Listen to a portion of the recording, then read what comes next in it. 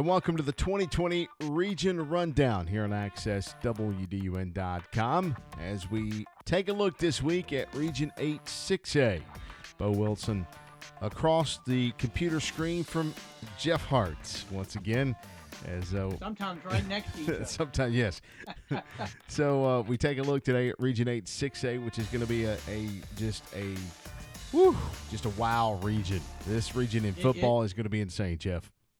This could be maybe the best region in all of Class 6A, and that's pretty good. It's pretty good classification. Mm-hmm.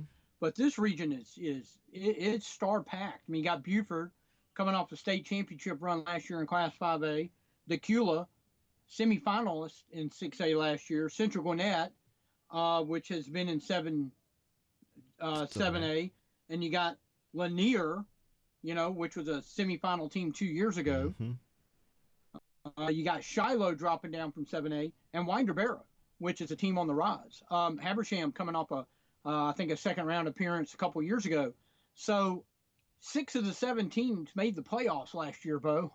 So no matter how you look at, we're going to assume that the season's going to be run as normal with the playoff picture the way it's normally done. 2 of those 6 teams are going to be disappointed, and it doesn't matter who it is, and it's going to be a pretty good lineup. No matter, that's going to be a tough 4. I don't care who it is. When you take a look from top to bottom, we always try to prognosticate or analyze what we think might happen with the 2020 well, season. We always know. Look, and we're never wrong. We're never wrong. Sure. But we look straight out of the gate, and you really got to throw straight out of the gate, Jeff. Buford, Dacula, Lanier. And what a great little triangle that's going to be there in Gwinnett County in that little section.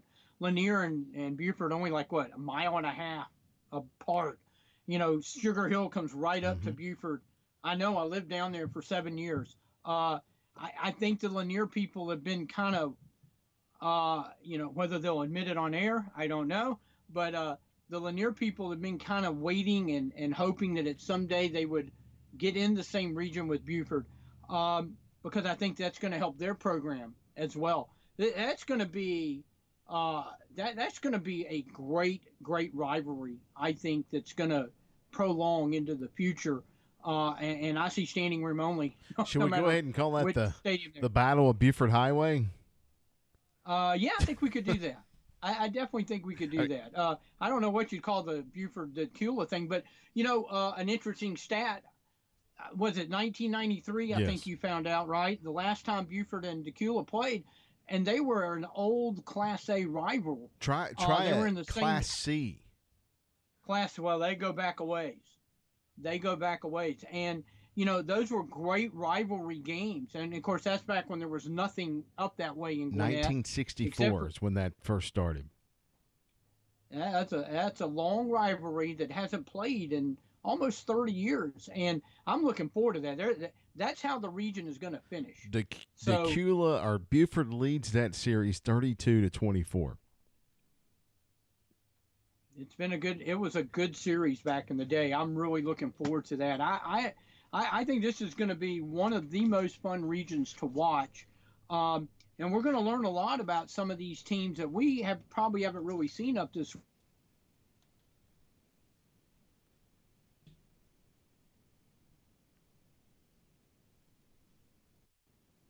Here's a region. Dacula's been in a region. Habersham's been in the region. So, they kicked Gainesville out. They booted Gainesville up. Say, get out of here. Oh, by the way, we'll take Buford. Yeah. Welcome with open arms. I don't think that worked out for them necessarily. But this is going to be a great I really think this could be one of the best region battles that we have in Northeast Georgia all year in football. Well, if you look at this, we did our reclassification webcast a while back and podcast, and we talked about winners and losers in this region. You look at a couple of the teams in the region here with Habersham Central, Winder-Barrow kind of thrown in with the Gwinnett County schools. Winder-Barrow up and coming. Habersham Central's coach said 2 years removed from a pretty decent playoff run for them. Just kind of maybe some thoughts on Hab and Winder-Barrow in this new Region 8 6A, of which they're an original member of, I guess you could say. Yeah, I think for Habersham and Winder, I think it may depend on Central Gwinnett a little bit. Central Gwinnett was 3-8 last year, but again, they were in Region 7, 7A. Right. They had the state's leading passer and the state's leading receiver, who both graduated. So I think a lot of it will have to do.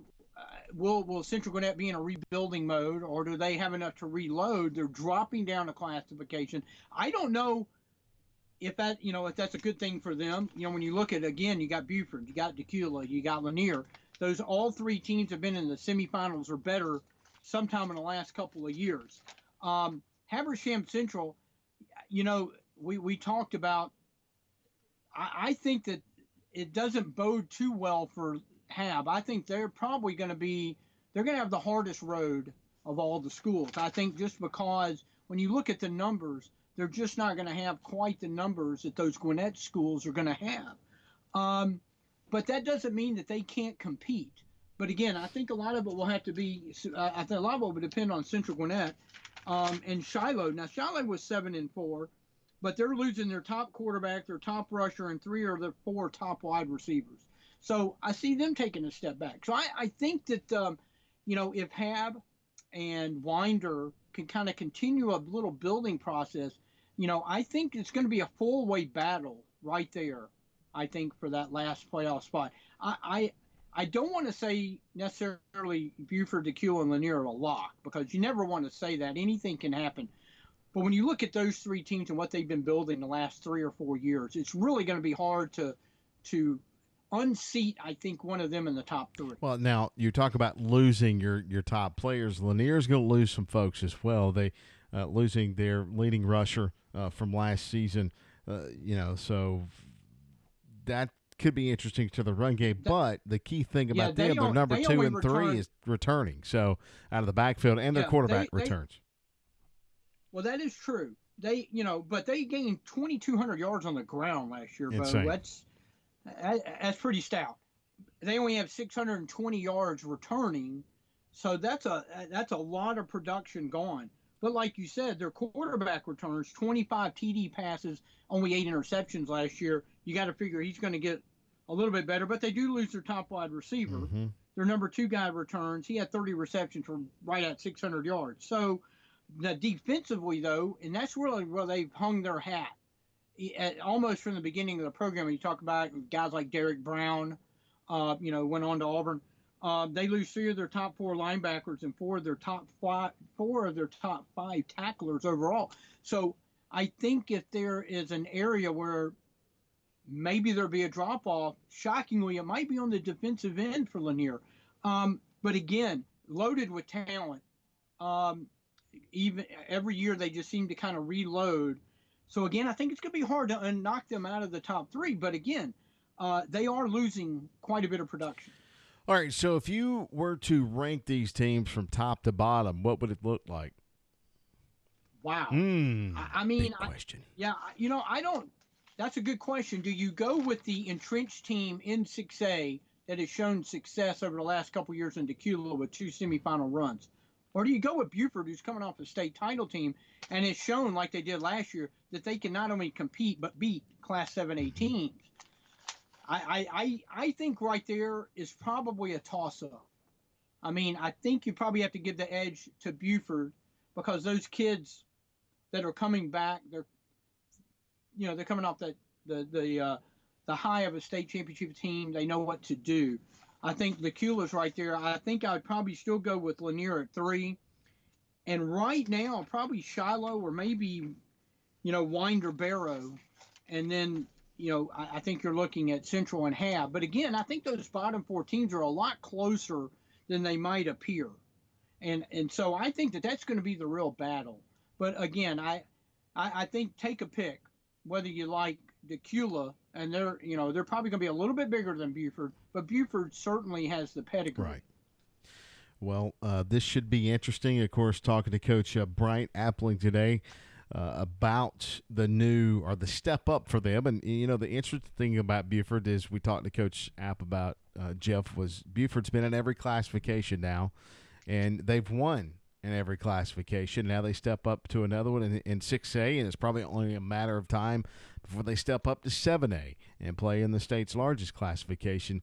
But talking to Coach App today, he seemed to feel good about the move into Class 6A. He did, and the question is, will they stay in 6A long enough to be able to maybe win a title in 6A? Because if they do that, I think they'd be the only program in state history to win state titles in 6 classifications. I mean, that right there, if that doesn't cement your program into just into the stratosphere echelon, I don't know what would. But I certainly think they're going to be a player in 6A overall. I don't think there's any doubt about that. I would agree. Let's go ahead and get to that interview with Coach Bryant Appling of Buford. Welcome, Buford head coach Bryant Appling, into the conversation. Coach, brand new region, lots of new games, and hopefully some new rivals being born this year for you guys. We're growing, and we're probably going to make our way up to 6A. We're just happy to have some good neighborhood type rivalries coming up, and some good men and some good programs. I know these guys really well, just being in Gwinnett, and got to know Coach, down at Shiloh. So I'm looking forward to some great competition. Well, there's going to be some great games, Coach. You talk about the rivalries. I can't wait. You, Lanier and Buford getting going. That's going to be so. I mean, you guys are like 5 minutes apart, and then you got Dacula. An old Buford rivalry back from the days of Class A. So, it's going to be like renewed. That's going to be a lot of fun. Central Gwinnett, another one. This region looks sneaky good. Yeah, I wouldn't be surprised if at the end of the year, kind of like the Carrollton and Rome and Kell region the last couple of years in 5A that we've been dealing with, we could be that region in 6A, just having, 4 or even possibly 5 teams playing really, really well at the end of the season. Well, Coach, is there one that I'm sorry, go ahead, bud. Well, Coach, when you take a look, you guys have been playing, virtually Buford has been in every classification now. It's been, now you're in 6A, 7A is probably not too far off for you guys. So Buford's used to making that jump into a new classification.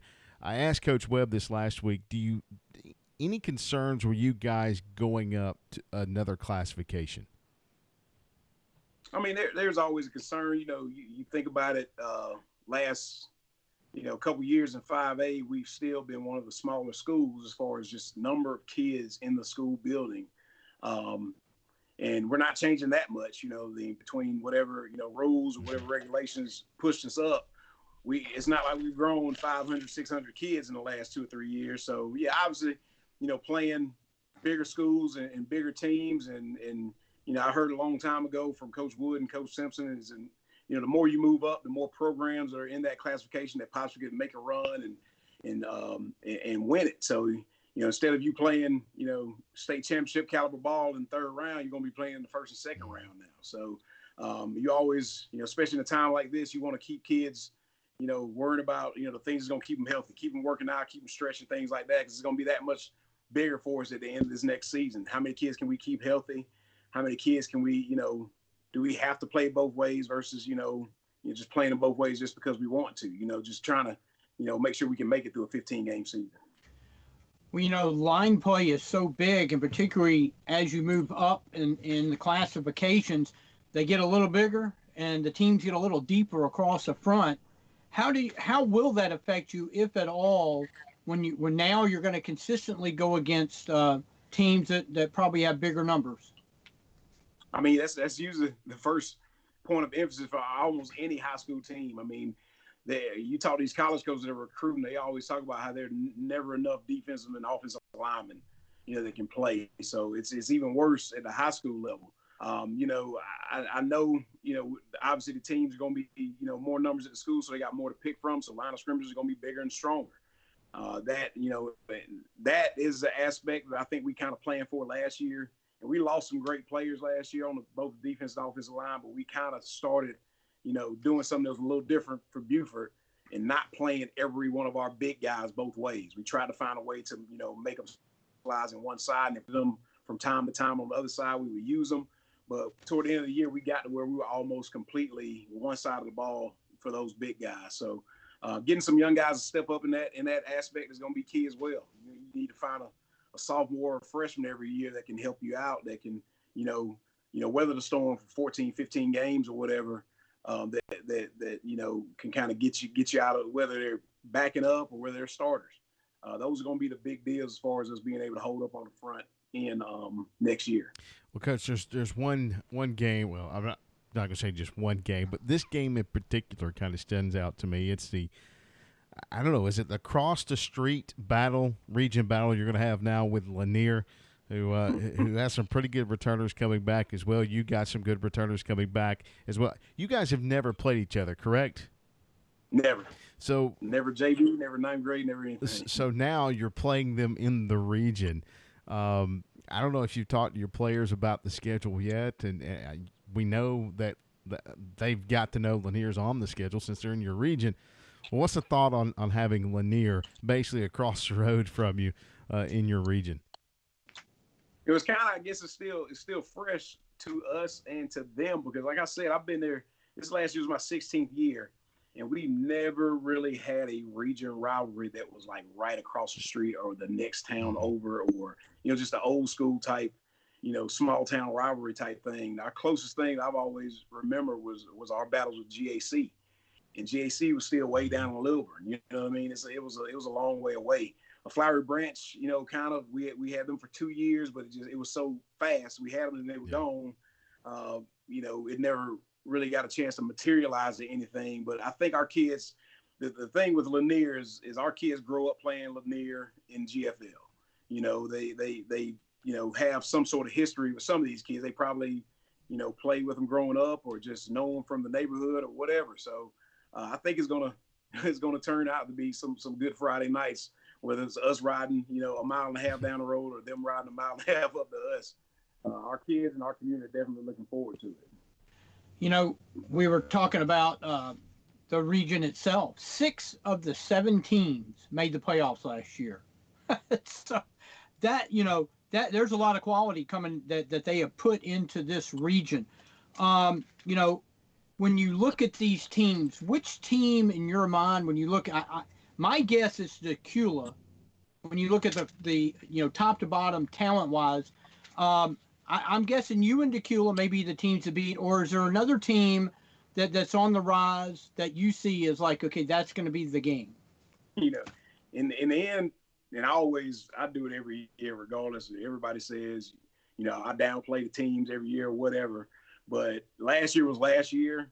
I know what I lost. And, you kind of do a little bit of research of what they lost and what they got coming back and all that. The bottom line is going to be whoever handles this off time, the best is going to have the chance. Now, who that is, I don't know. I don't know if our kids are handling it better than Dacula's kids or vice versa. But if you just look at it on paper, I think all 6 of those teams are going to have a chance to play really, really good. You know what I mean? Between us, Dacula, Lanier, Shiloh, I mean? It's a bunch of teams that are Winder-Barrow's got some really, really great players. Habersham are going to be 2 years removed from a deeper playoff run. You know what I mean?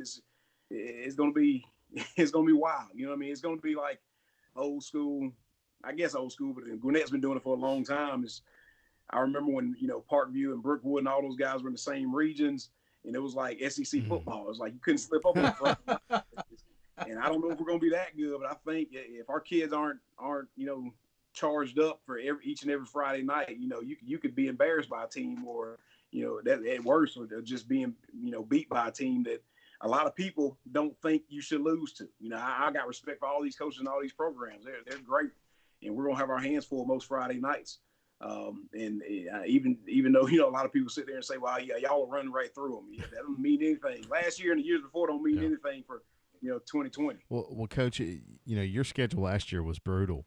I mean, and it just kept going. It was like a domino effect for you guys. You kept winning, and then, of course, winning the 5A state championship. Now, we talked several times about some of the gutsy moves, by you during the season and your play calls, and it really pushed you guys over as far as into that next level.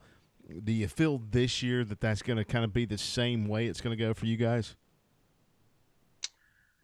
Time will tell. I don't go into any situation, thinking what we're going to call on offense, defense, special teams, and until you're right there in that situation.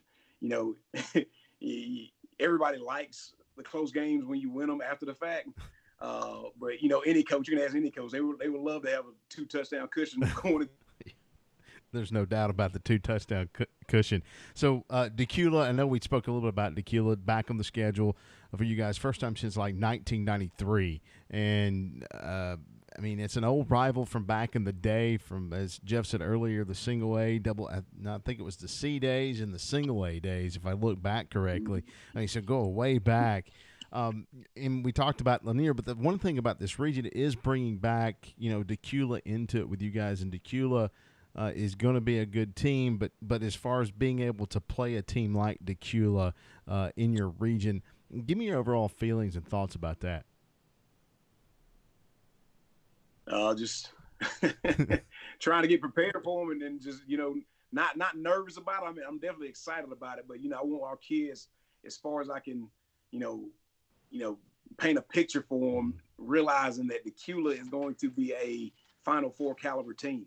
And you're playing those guys week 10 going into the playoffs, you know what I mean? So, and it's going to be a cool deal. I don't know what the standards are going to look like at that point, but it possibly could be a region championship game. Hope that's what we're hoping. I'm sure that's what Coach Jenkins is hoping on his side. But they're going to be, we played them in JV in 9th grade over the last couple of years. Like I said, our kids play them in GFL. So it's going to be one of those, circle. We're going to be circling on the schedule, and they're going to be circling as well. So it's going to be a fun night. Well, Coach, last year was your first year as a head coach, and there was a lot of things going on, trying to get Buford back to kind of where it was accustomed to. What differences coming into your second year, or do you have things a little more down? Are there new challenges going from the first to the second year? What are you experiencing? Yeah, I would feel better if we were all in school right now. You know what I mean? So would we. I would have a lot of things going and be my second year doing fundraising, spring football, and all that stuff. This is throwing a wrench in everybody's game plan. It don't matter if you're a football coach or a businessman. So, that obviously changes things, but I do feel a little more comfortable going. I can imagine if this was happening during my first year, I'd be scared to death. I wouldn't be sleeping a whole lot right now. You know what I mean? I feel like since I've done it a year, and our kids, kids know me and know the coaching staff, and we've, had an offense in place for a season, and we find ways to reinstall new things and things like that. I feel like we're going to come back in a spot that will be a lot better versus, think about the guys who are just taking over a program right now. That's a scary thing to think about, and technology helps us out. Just like this interview right now, it helps us, get through those things. But I feel like we're going to be in a good place when we do get a chance to get back. Well, Coach, you also returned Gabe Turner, Victor Venn, who had a great breakout season last year. But what I'm kind of interested in is the QB battle, because I know that Jarvis did a great job last year. But you brought Ashton in at the end of the championship game for that, kind of like that change-up. We talked about that at the end of the state championship game.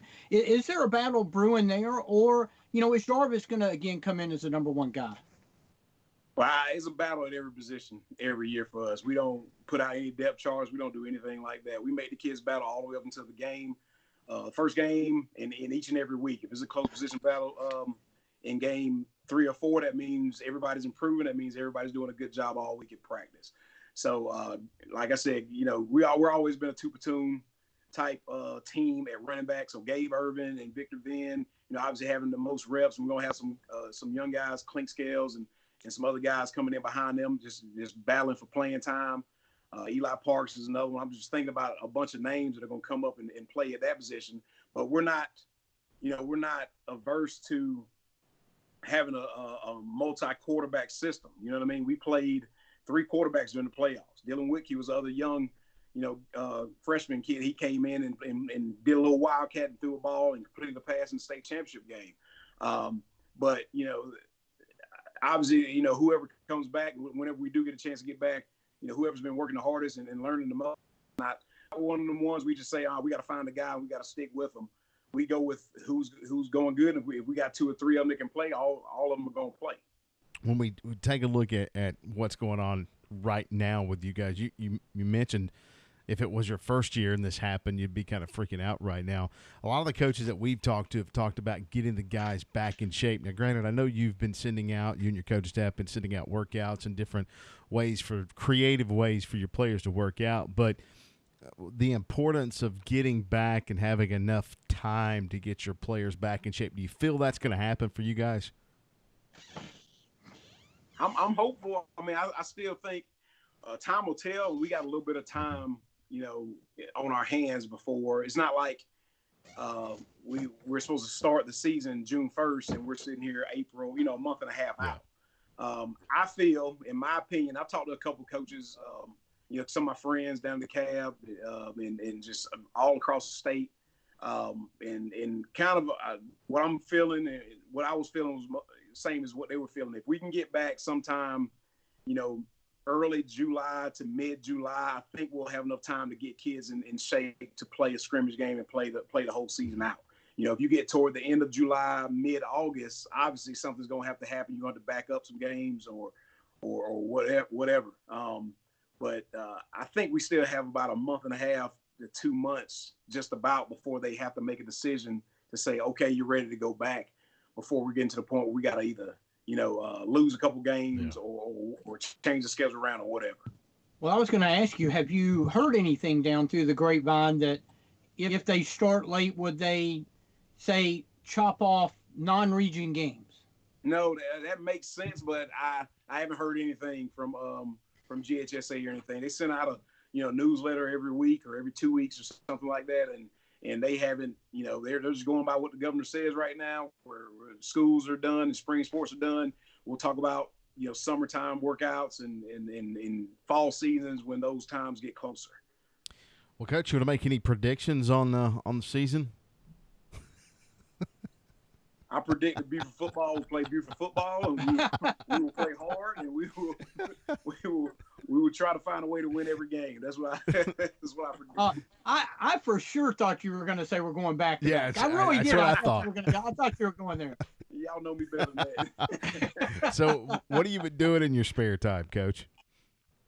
It's funny, man. It's kind of a chance to get back to basics. Make sure I'm trying to eat right. I'm trying to work out.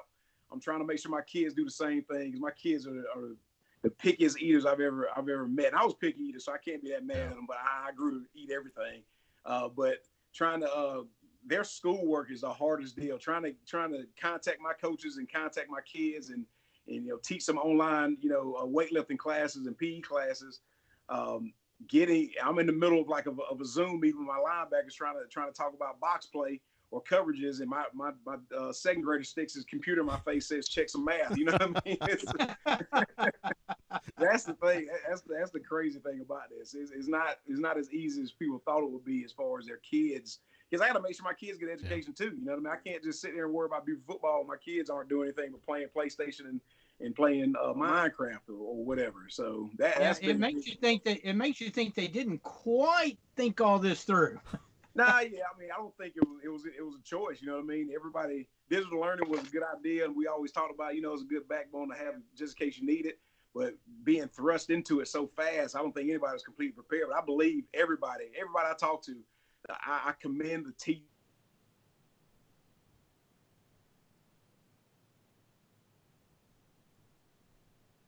Probably working more hours, and I feel like I'm honestly working almost more hours than I was if I was in school, because you can get things done so much quicker when you're in person. A 30-minute meeting, honestly, takes me, 6-7 hours of preparation. You know what I mean? I have a parent meeting that's supposed to be on Thursday this week. I got to find a way to record a video of me selling out any information I can give them for the summer, for the fall. It takes a lot more preparation when you're at home and you have to do it all through technology. So are you doing, when we were talking to Coach Webb last week, he was actually doing coaching through Zoom. I know you said you're doing some box drills with your linebackers, but are you actually trying to put some plays in through Zoom or anything? No, not completely. The big deal on that is our young kids coming up from freshman ball, trying to get them to understand, the everything of the playbook. Freshman playbook is probably about 40% of what we really do. You know what I mean? Somewhere around there. So trying to get them to understand. All our older kids.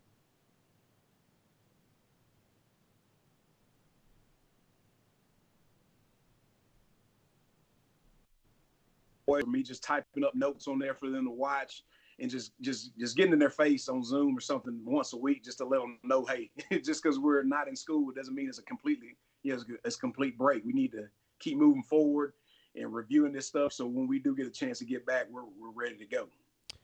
Well, Coach, we, as I said, we were trying to get this, the region rundown, just take a quick snapshot look of the region. And we appreciate you taking some time today.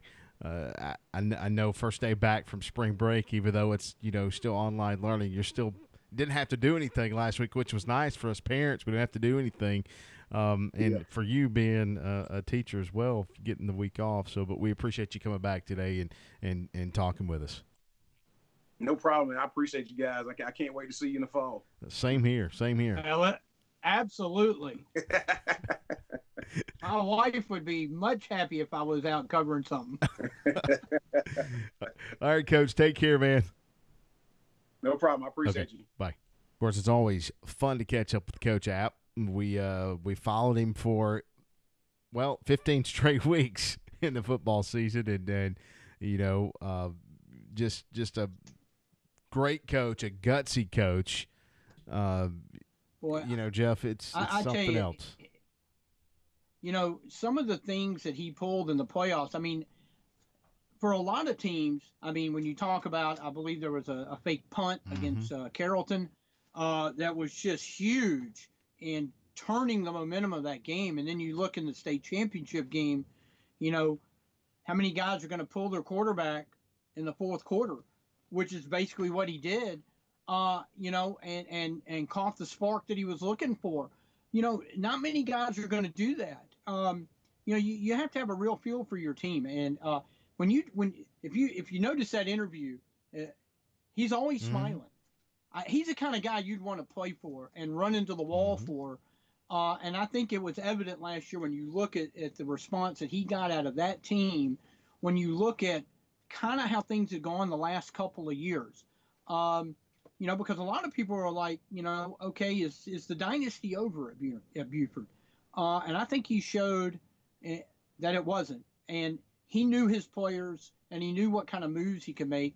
And they did not smack of desperation, but as in, we need to change the momentum, and we're going right now. We're going to go for the jugular, and almost every single one of them seemed to work. And you have to have a real feel for that.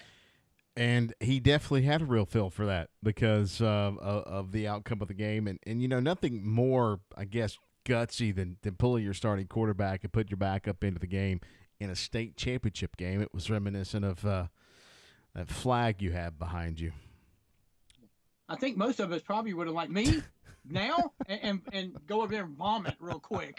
That's kind of funny. It's like, wait, my grandmother's calling me. I got to go. The interesting thing, though, about the conversation, it kind of interests me a pretty good bit right now just from the atmosphere that we are in, from the standpoint of getting back into the weight room, getting back into the field house, getting back onto the field, for these football players. And softball's in the same way. Softball players, normally they would have tryouts coming up in probably a couple weeks for the upcoming season. So, but we've talked to ADs, we've talked to coaches, we've talked to baseball coaches, football coaches, basketball coaches, and every one of them talk about the safety of the players and the athletes coming back and getting acclimated back into the system.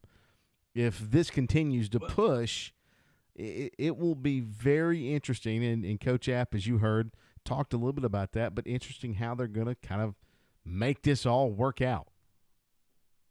Well, I think he brought up a very interesting thing that perhaps we haven't really discussed enough, and maybe we can start to tap into it as we continue this series, is that, if this drags on much longer, they're going to have to push the season back or shorten it, because you do have to you can't just sit around for 4 or 5 months, not be able to work out, and then go, okay, we're going to play a football game.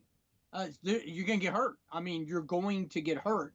because as you know, I mean, there's just, and when we're not talking, like broken legs or broken necks, we're talking like pulled hamstrings, shoulder things. You can't Musculars. just do nothing and okay, now I got to go throw the ball 60 yards. You can't do it. And so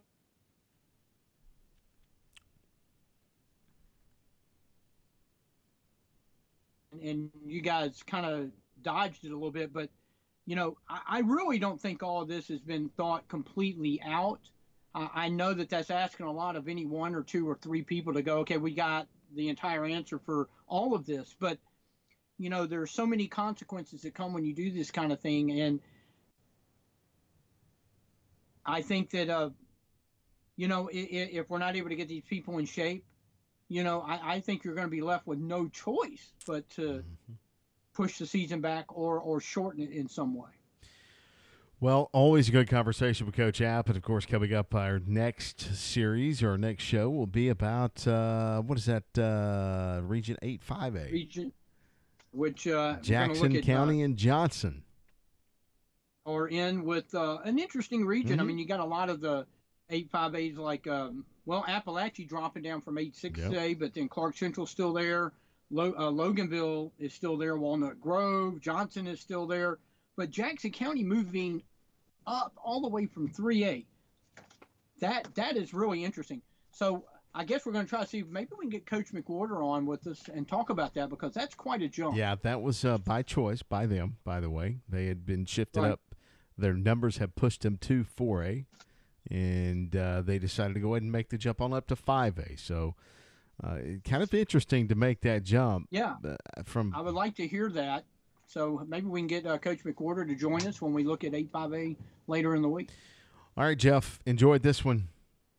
Until next time. Always. Yep. Check us out. Always. Check us out on Twitter at WDUN Sports and at Friday Game Night, as we are just antsy to get Friday Game Night just back going full speed, because it's getting that point in time of the year where we're supposed to be starting spring football practice. And Bo, I would be happy with Monday game night.